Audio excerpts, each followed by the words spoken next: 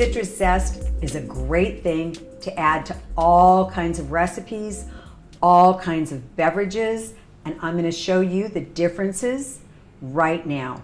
This very, very fine zest happens when you use a microplane.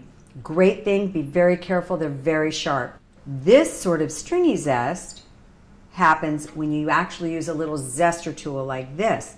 Great for garnish on top of things. Probably both of these could be used in this wonderful lemon pasta that I had in Italy the last time. This in the recipe so it sort of melts a little bit, and this on top of the pasta as that visual garnish.